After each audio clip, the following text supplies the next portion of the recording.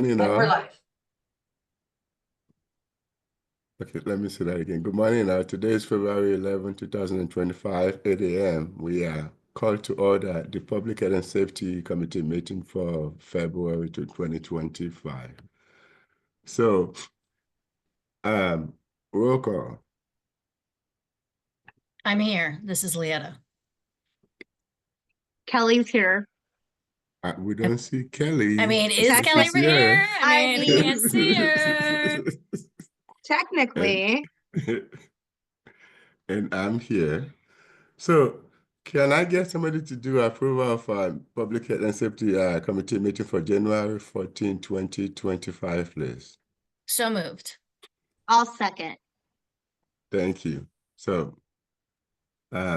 next item is the interlocal agreement with the Peter, Thurston one County. thing. Can we Oh. actually vote on those meeting minutes? Can you Oh, yeah, take our vote? yeah. So, I vote yeah. I'll vote yes. Yes. Okay, that's unanimous. For some reason, I keep going to the default. Okay, Peter, wake up. So, item number 4 is the interlocal agreement with Thurston County for basic life support funding, fire department by Chief Holly. Great. Thank you, member. Thank you, Councilmember Gabi. I'll quickly share my screen here. And is that visible to everyone? Yes. Okay, great. So this should hopefully not take long. I've just got really 2 or 3 slides here to go over, and we're talking today about our BLS funding agreement. Slide here. Just to kind of go over a few points related to the agreement. Just wanted to point out that we really have 2 primary agreements with Medic One. We've talked over the last several months quite a bit about our advanced life support agreement that provides paramedic services. We added the new medic unit, and actually we'll be renegotiating that agreement this year. But the agreement we're here to speak about today is the basic life support agreement that helps support our EMTs, our emergency medical technicians, all of our other fire staff who provide emergency medical services. Again, basic life support is just that every call, we have a basic life support unit go on, which is our fire engine typically, maybe an aid unit. And then on the more serious calls, the paramedic unit goes as well. So as part of our agreement with Medic One through the countywide EMS levy is Medic One helps support us in our BLS efforts. And there's 2 parts to that. The first is supplies and equipment. And, that's everything from, Band-Aids to latex gloves or they're not always latex anymore, but gloves, trauma dressings, just all of that equipment we need day to day to provide our basic medical services. And that amount I put the amounts there for 2024. That was just almost $65,000 in 2024. And just so you know, many of those supplies are stocked at Thurston County Medic One. They buy in bulk, and we're able to just go over there and pick them up and have them billed to this account. The other payment we received is a direct payment, which is a check we receive every May from Medic One. And all the agencies in the county receive this based on a kind of a per capita call volume basis. So in 2024, that check was for about $65,000. The payments are based upon the previous year's EMS call volume. Those numbers haven't been firmed up for 2025 yet, but they should be just a bit higher than they were in 2024. So one other thing I want to mention with this agreement is the term. The initial, we're looking at this as a 5-year agreement basically, but the initial term is 2025, 2026, and 2027. And there's an option to extend it if it's agreed upon mutually for 2 additional years. And we need to just sign something with Medic One to extend those agreements. And That's typically what we've done in the past. So the intent is then to sign this agreement and then authorize the mayor to sign those extensions as well if we mutually agree to do that. So the ask today is before you. We want to bring this to the next council meeting and hopefully take action to approve the agreement. And that's, I'd be happy to answer any questions. So, Leah, please go ahead. Thank you, Chair Agabi. So Chief, I am in full support of this. Could you just explain to why this is important, and if we didn't have this agreement, what the impact would be to our city? Sure. You know, about, over 80% of what we do is emergency medical services. And as I said before, basic life support responds on every one of those emergency medical calls. So, the 6,000 plus calls we have a year, a high percentage of those are medical, and this helps support those efforts. So if without this funding, we would, we definitely need the equipment. So we would have to, this would be coming out of the general fund or some other way to fund the supplies and equipment that we need. Thanks, Chief. So, Chief Hawley, Yes. as I'm reading the physical note, it says that the call is per call basis as a cost, right? So, and this contract is for 65,764. Are we anticipating that we will have an X number of calls that will equate to that amount of money? Just to clarify, there are 12 agencies in the county that share in this funding. So, we look at our annual call volume, Olympia, Lacey, Southeast Thurston, and they break the money up based on that distribution of calls. So I'm not sure I totally understand your question. That amount will go up slightly in 2025 for that direct payment. Again, it's just based on the countywide number of calls divided up by each agency, basically. Okay, that was essentially my question. Thank you. All right, do we have any more questions? I'm good. I don't know about Okay. Kelly because I can't see her. I'm good. And Okay. I would like to move to place the interlocal agreement with Thurston County for basic life support funding on the February 18th, 2025 City Council consent calendar with a recommendation to approve and authorize the mayor to sign the agreement in substantially similar form as approved by the city attorney. I'll second. Okay, so call in second. Call for the vote. Aye. Aye.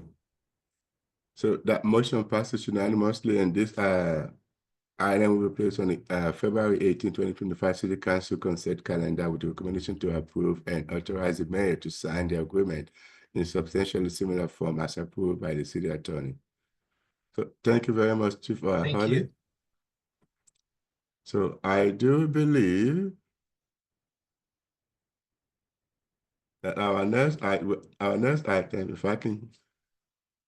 if I can operate this.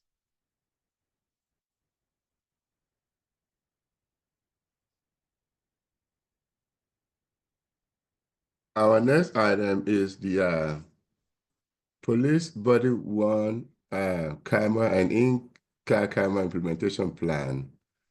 So Commander Mason. Now, first off, Commander Mason, I think I read over the weekend that Chief Witt is retiring, and you're stepping into his shoes. I'm filling as acting chief for Yes. a time, correct? Okay, so my congratulations to you. So please, can you enlighten us about this particular subject matter, please? About me stepping in the acting chief role? Oh, Or no. The body no. worn cameras. No, we will do that tomorrow at the Okay, coffee shop. good. I appreciate that. I'm focused on one thing, and I was ready to transition if necessary. But I do appreciate this opportunity. So body worn cameras, we're good, right? Yes, we're good. All right. Better one camera. I'm going to share my screen, and then we'll get going.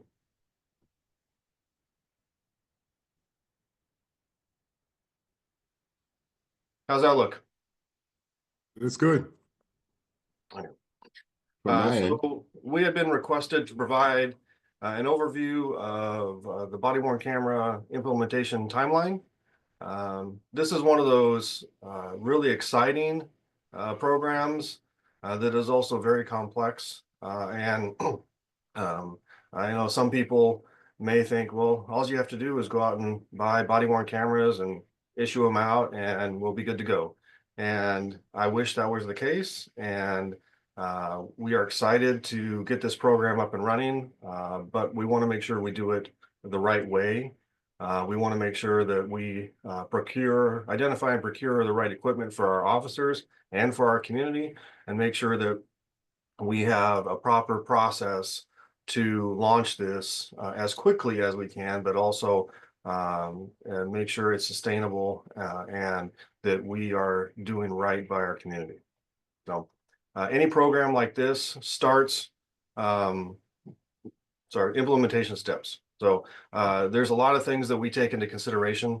Obviously, starts with budget approval, and we'll talk about that just a little bit. You approved this within the 25-26 biennium budget process back in December.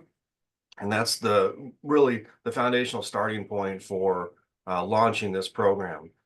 Some of the things that we'll discuss today and some of the considerations that we take in as we're starting to put a program like this together are, staffing.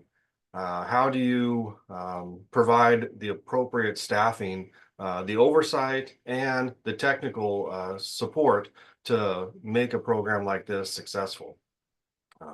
In the past, one of our mistakes that we've made as an organization is we did a really good job of staffing at the technical level, but we didn't always staff at the leadership or supervision level. And that has come back to cause some problems for us. And so we want to make sure that we do this right.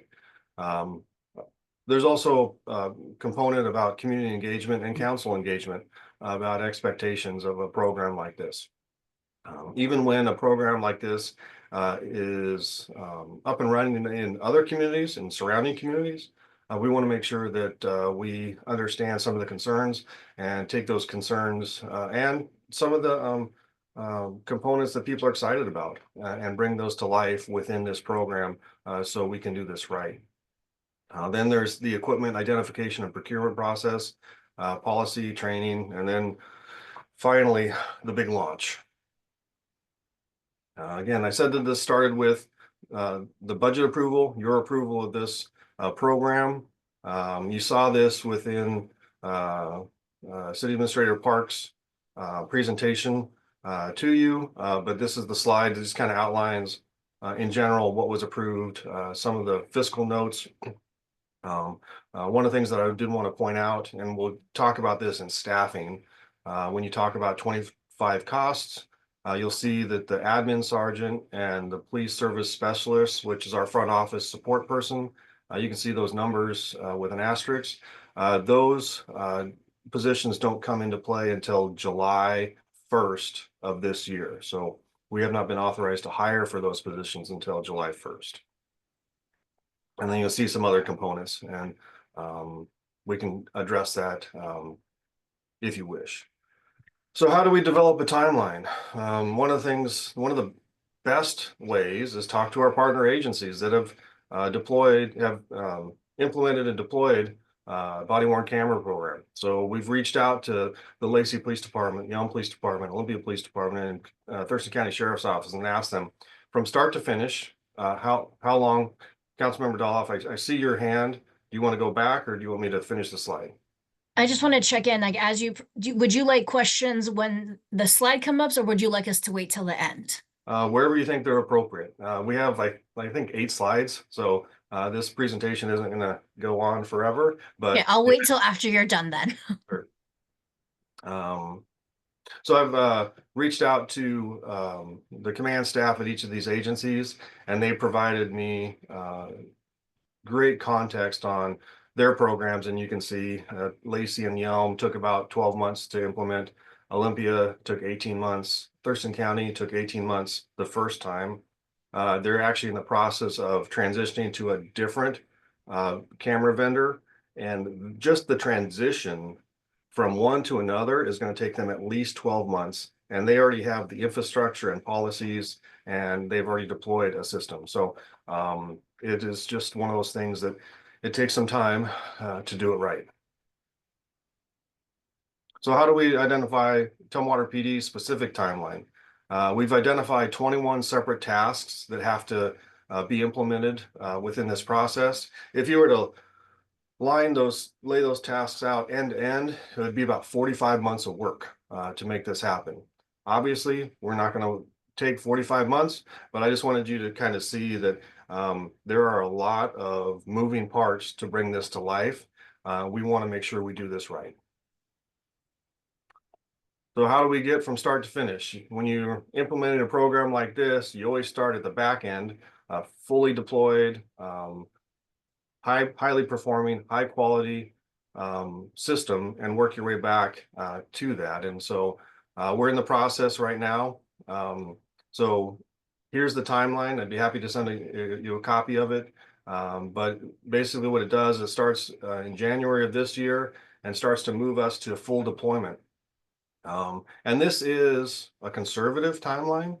What I would like you to know is that we recognize how important this program is, and we are going to look for efficiencies. We're going to look for ways to deploy this program as effectively and efficiently as possible.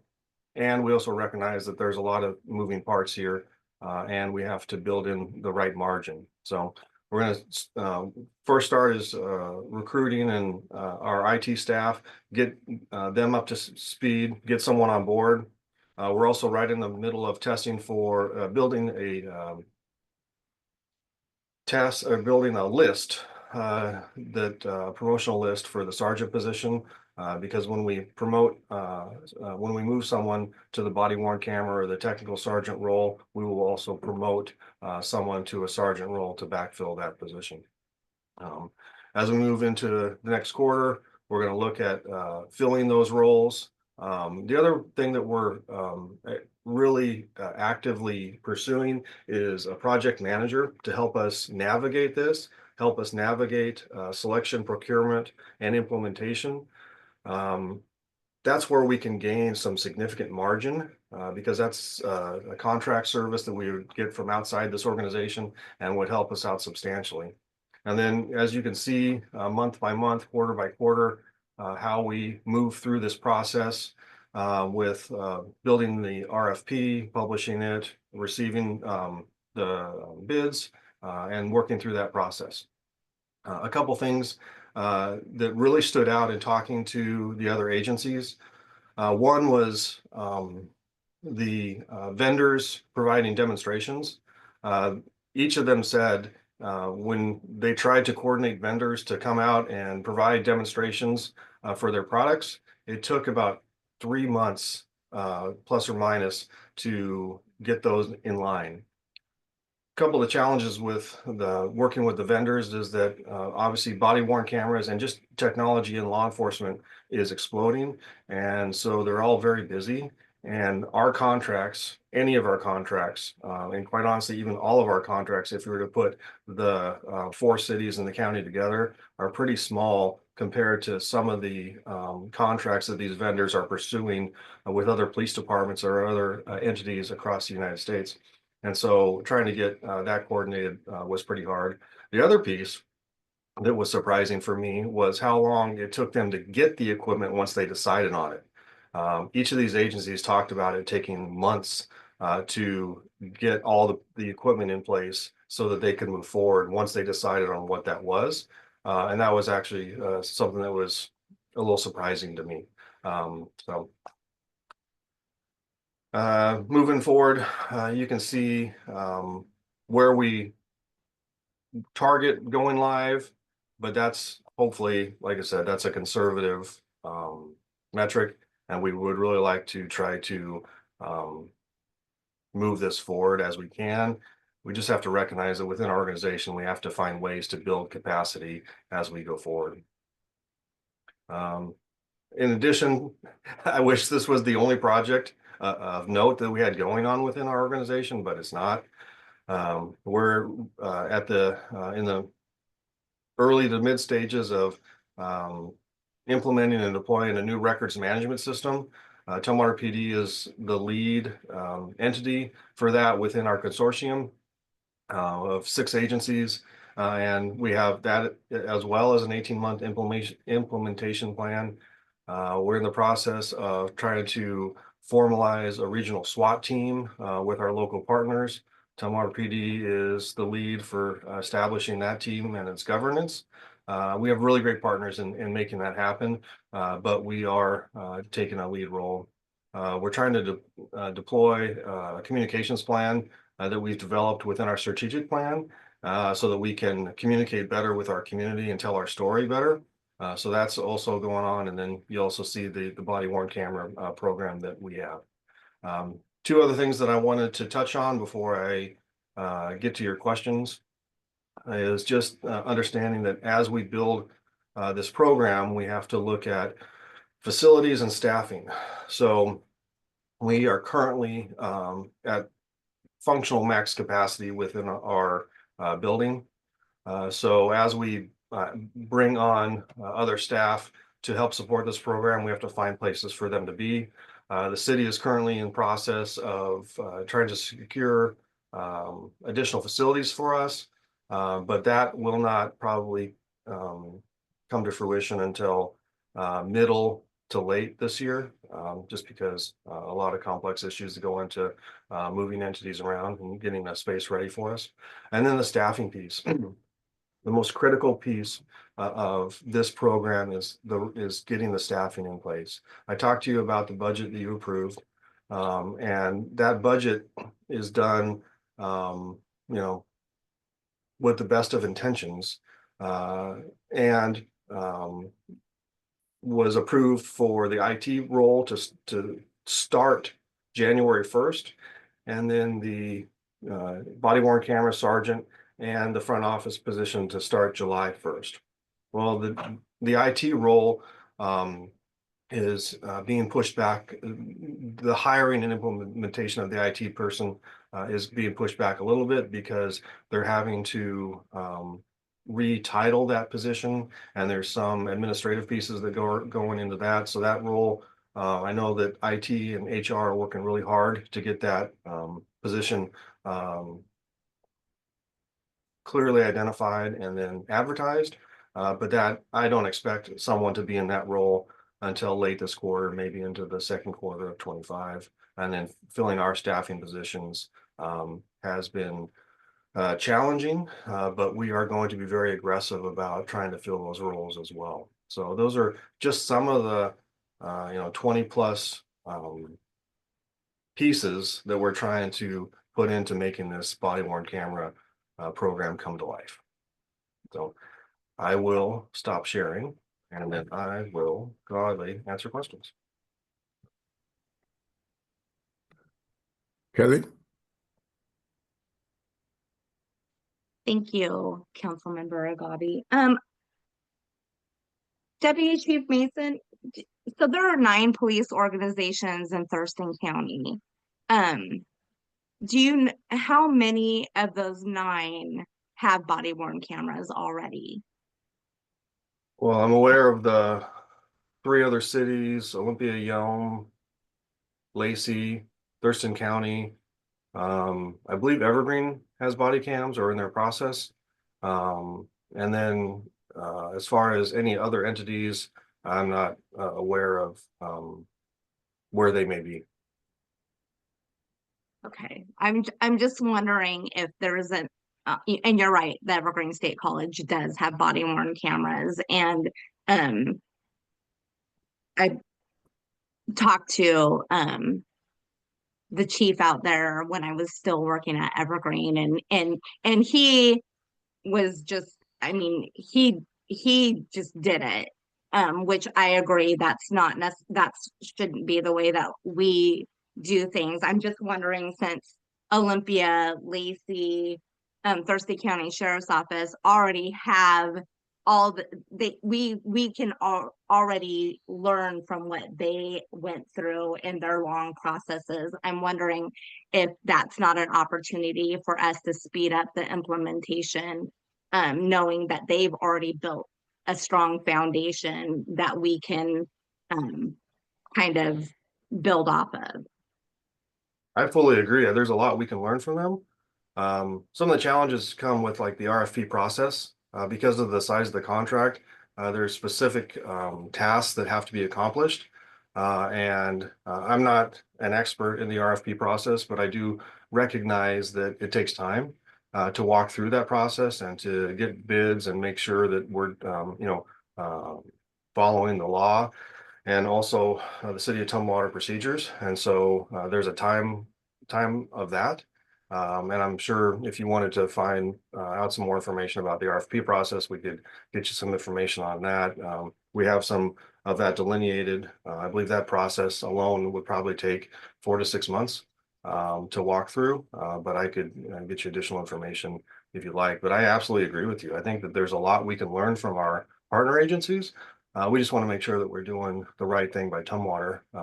And the other thing too is technology is changing so fast that, as we've seen with, Thurston County, they started with one system. It didn't work for them. They're switching to a different system, and we want to try to make sure that we're doing our due diligence. Leanna? Thanks, Chair Gabby. Kelly, I was going to defer to you. Do you have more questions or you want to do ping pong? I think we could do ping pong, even though it's not as Let's- fun since you can't see me, so we can't. You're right. like, You know do- what? I totally forgot. I can't see you. Thank you, Chair Gabby. Thank you, Councilmember Von Holtz. Deputy, I have a handful of questions, so I'll just kind of weave them through. First is that timeline, noting that it's conservative. So what would a non-conservative time look like? If this is conservative at 2 years, what would be a non-conservative timeline? I think an aggressive timeline would probably be probably 12 months once we get the tech sergeant role in place. So as we move forward, one of my things that how I process is looking, identify all the options. You talk about all the inputs and the outputs, and the complexity, right? I'm not questioning the complexity, and this committee can help not make it complicated, right? So as we move forward, I would like to see that additional timeline.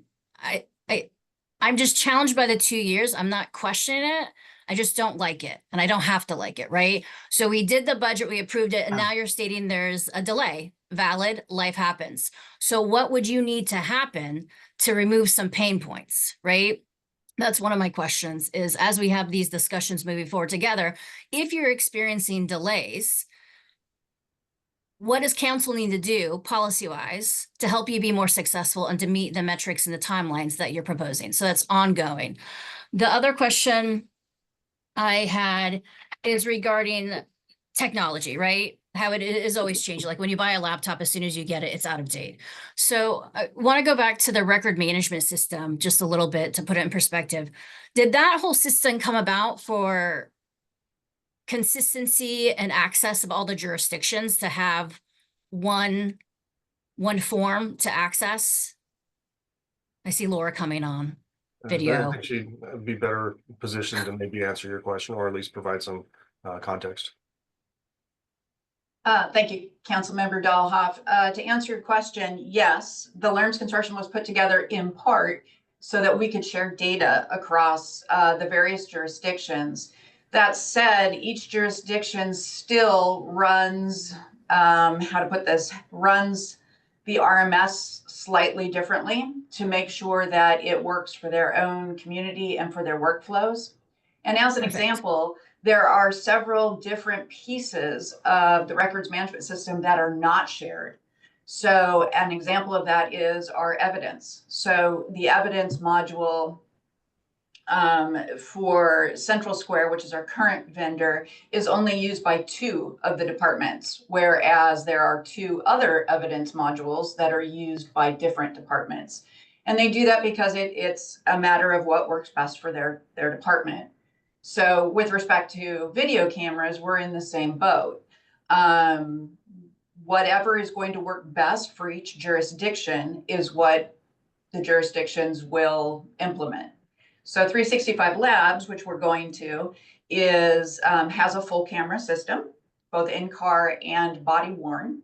And that may be an option. We will certainly invite them to bid on the RFP.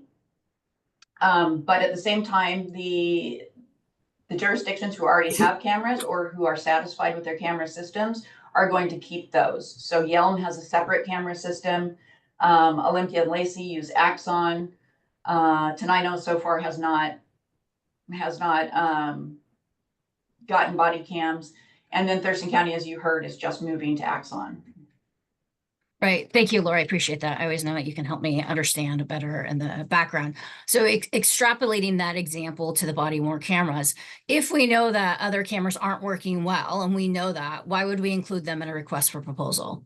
I don't need an answer now, but just like, how do we take the lessons learned and know like, oh, these were these hiccups. We know that that's a pattern. We're going to look at is it 360 Labs that Laura said, or Axon, right?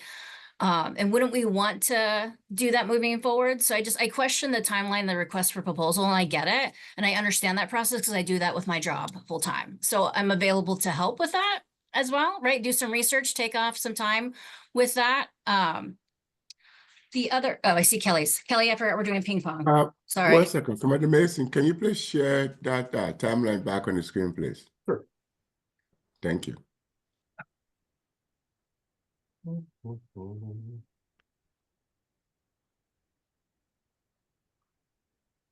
How's that look? Looks good. So Kelly, please go ahead. And Laura answered part of my question. So, how many times do we show up to a scene and we are working with other police agencies, Thurston County Sheriff or Lacey or Olympia, where it might be beneficial for us to be kind of talking from the same sheet of music, I guess, singing from the same sheet of music.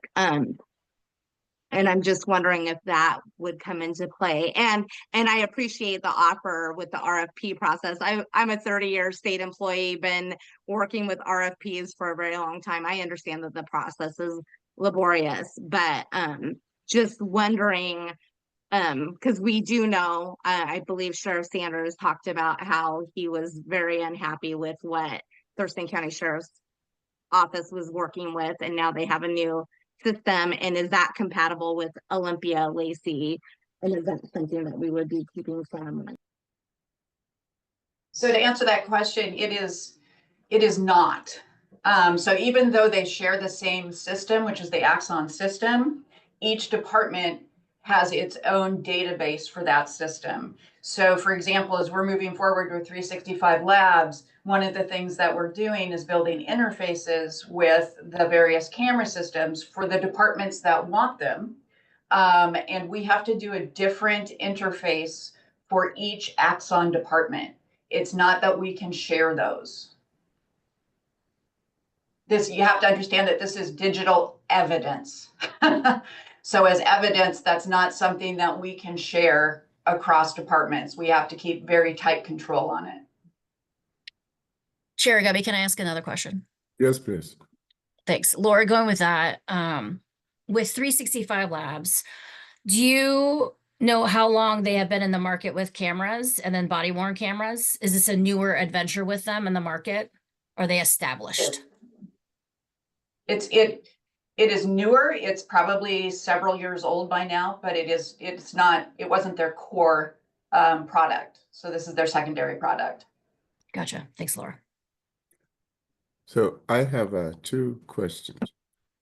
Looking at the timeline, the need assessment, shouldn't that have come force, and then the recruitment, and then the RFP. It seems like you hire force and then go to needs assessment. We already know what the needs assessment is. We just need to finalize what that is before we hire for that position.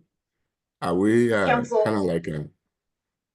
So, Councilmember Agabi, the needs assessment is a very complex and detailed needs assessment. So we know what we need in the grand scheme of things. We need a body camera system. And we need that to tie in, hopefully, with our mobile videos. But as we get ready to go to RFP, what's important is as we put that out there for different companies to bid on, we want to say, you know, down to the nth degree that we can, this is what we need out of your camera system. So when we get those RFPs in, when people do bid for that project, we can go through and say, okay, we did a very thoughtful process as we went in this to make sure that this system is going to meet our needs, because we don't want to end up, quite frankly, in the situation that we are now with our in-car cameras that are not sufficient to the task. And part of that is because we didn't do that thorough needs assessment to begin with. Okay. All right. So talking about the camera interface, and so when the camera, so I as a police officer drive into a scene and I get there and the camera comes on, captures whatever I'm supposed to capture, does that transmit to City Hall? Is it live, or it stores that data in the car, a server in the car, and then somebody processes that? so I'll answer part of that is, the answer is yes. With current technology, it could be live, but that's also dependent on policy and negotiations with the guild, or it could be when you get back to the station, there's a Wi-Fi interface that downloads the data as it can. So, and that's part of the technology piece, and the needs assessment that we're looking at is what kind of technology do we want to utilize, and do we want to have certain capabilities? For example, current body-worn cameras have different levels of artificial intelligence. They can even help you create reports and capture, specific clips of audio. So that's something that you want to engage with. There are body-worn cameras that are automatic license plate readers, and they can run license plates as they're seen. Is that, again, that's part of understanding what the technology is and what's best for our community. So did that answer your question, Councilmember Agabi? Yes, it does. I was just worried about the interface, how that will work out. So thank you. I have Leah and Kelly. Whoever want to go first? I'm pointing to Kelly's box. If you didn't know, that's Kelly over here. Okay, Kelly, please go ahead. I'm in agreement with Councilmember Agabi. I do wonder if the needs assessment can't be done during the recruiting process. And I've worked on tons of projects where things are happening simultaneously. So I will just say that's a wonder of mine.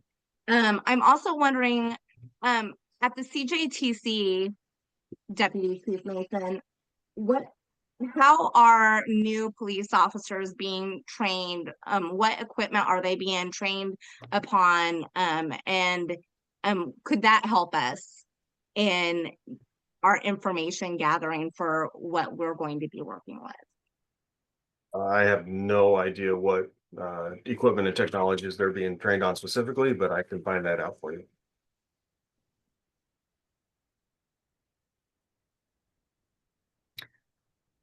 Okay. Chair Agabi, I'm gonna go. Yes, go ahead, Kelly. Go ahead, Leah, please. Thank Did you just call me Kelly? How dare you? Well, Kelly, we can see Kelly, so I don't We know. can't see Kelly. That's right. I totally forgot. Can't see Kelly. Thank you, Chair. That was just the overall theme as well, is I understand the complexity of Tumwater, right? And all the nuances, all the inputs, all the outputs. I will keep saying that. I understand that. I'm not questioning that. I support you with this endeavor because we put it in our budget.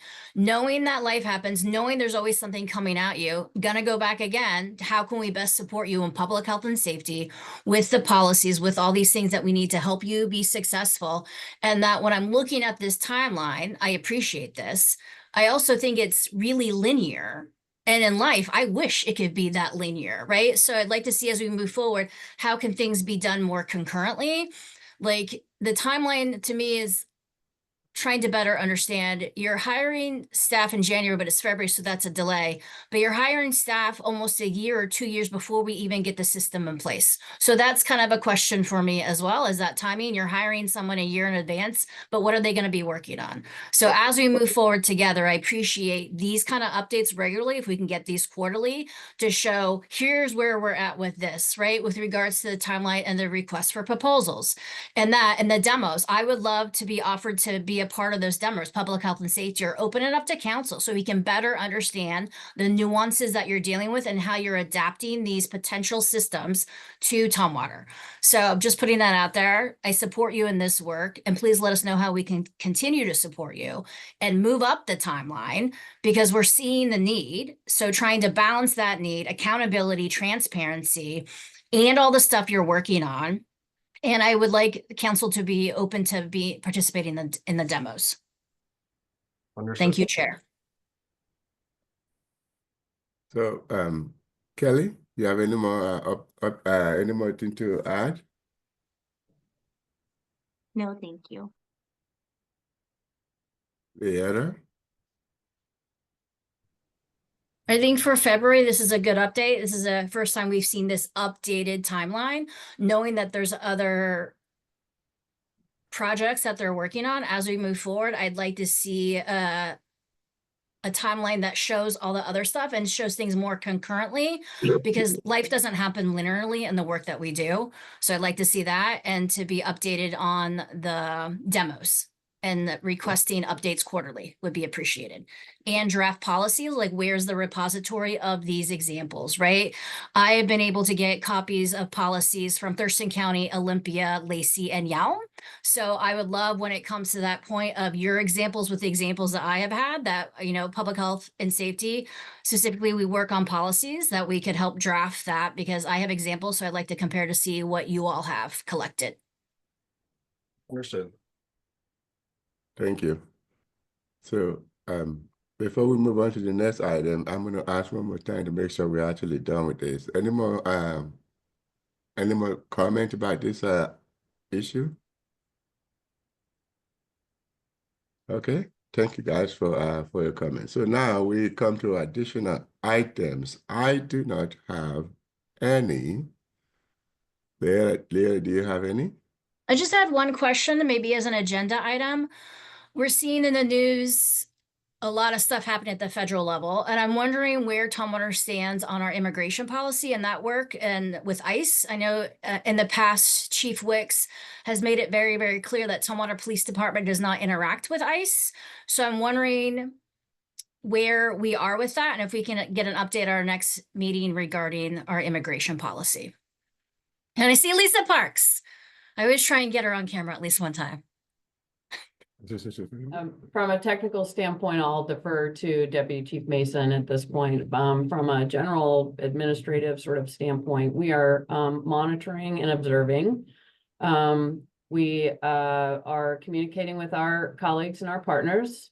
At this point, I believe there has been, in 2017, I believe there was a resolution or some statement of position.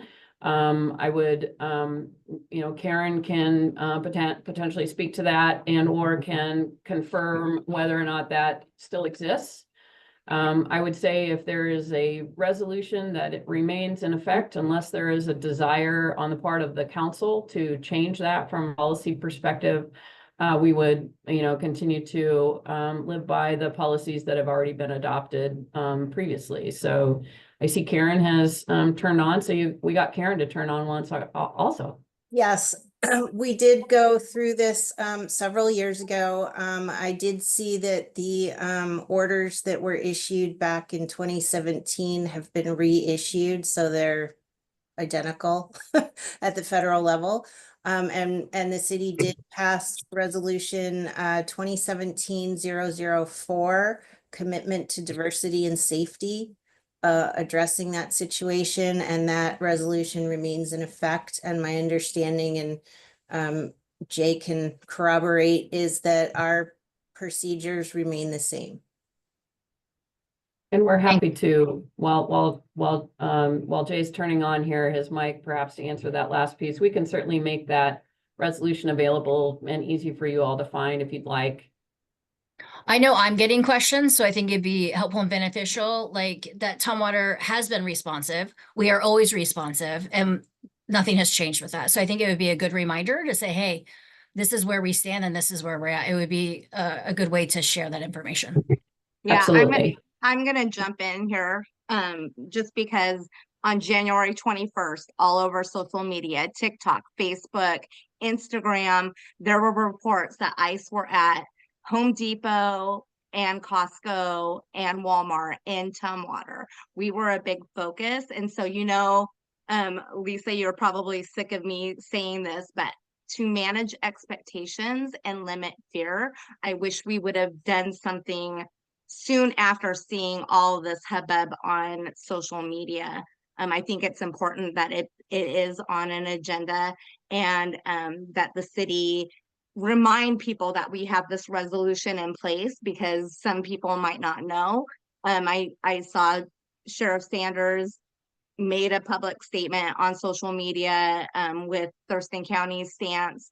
And I just think in order to manage the community's expectations, limit fear, and stop, because it wasn't true. ICE wasn't at either of those places, because I got in my car and drove to see, just to stop the rumor mill before it really catches on fire.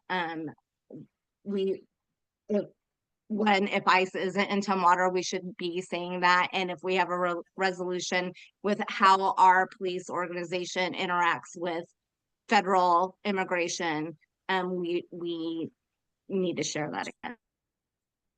Thank you. I appreciate that. We did have an internal conversation with Karen and myself and the mayor. And at that point in time, felt like it was important to let our existing policies stand, and we can certainly take it under advisement that communicating with the public more frequently would be helpful. I think in today's polarized society, we can absolutely attempt to do that and put out accurate information. And I don't know that will necessarily stop the rumor mill. It won't, but we can certainly be more direct in terms of our position on that. Absolutely. Thank you for that. Okay, thank you guys. So I think if we do not have any more comment or anything to talk about, I see the sun shining out there, so it will be time to tell you guys au revoir. See you guys this evening. Adios. Thank you guys. We have